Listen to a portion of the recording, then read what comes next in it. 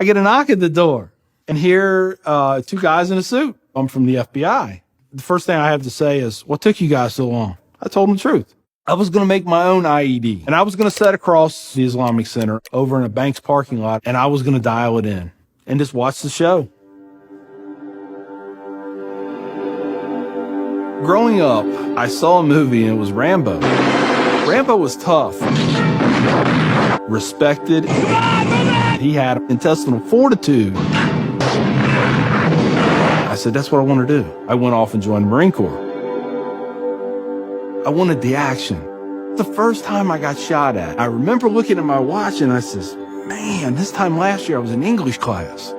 I fought several times in the Middle East, Desert Shield, Desert Storm, South America, Philippines, Somalia. I think the worst things that I have seen is dead children.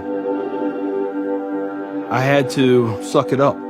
I had to be there for my guys. Each one of those teardrops stands for a confirmed kill. I stopped adding after 26.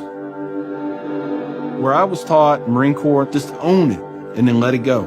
But there comes a time when there's too much of that and you can't turn it off anymore. I want you to give me a window into your state of mind at that time.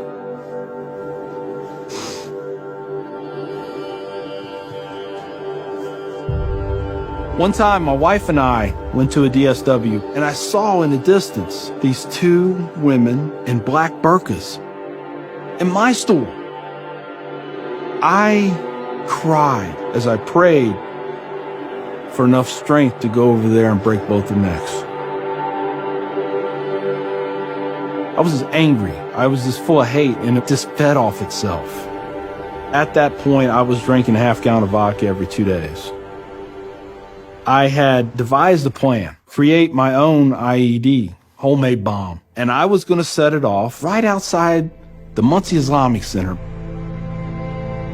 200 plus killed or injured. That was the plan.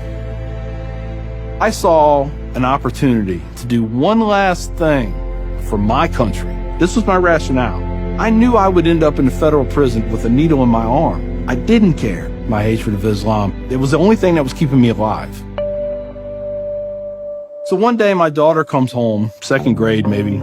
She was telling me about this little boy who sat across from her. His mom came to get him. She said she had scarves on her and she had a dress all the way down to her feet and you couldn't see her on nothing but her eyeballs. At that point I snapped. Started spewing things out of my mouth that should never be said in front of children or anything.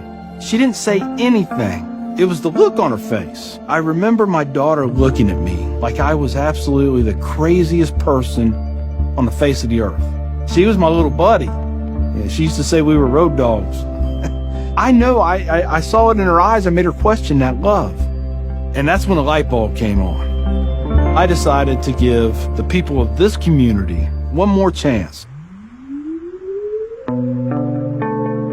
So I went to the Islamic Center, see a gentleman in the shoe room taking off his shoes. He looks at me and he smiles.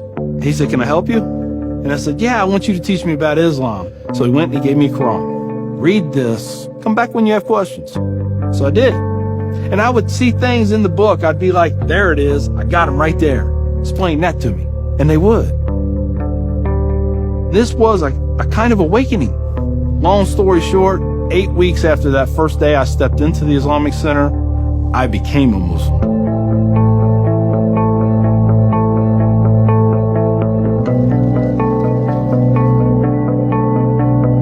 I'm a Muslim, a veteran, and a proud American.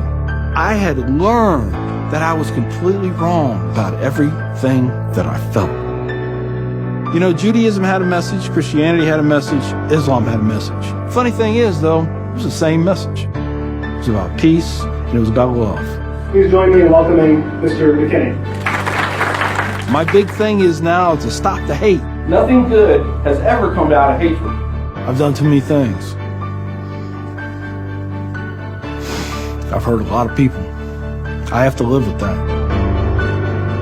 But if I can stop somebody else on the path of non-forgiveness, I won.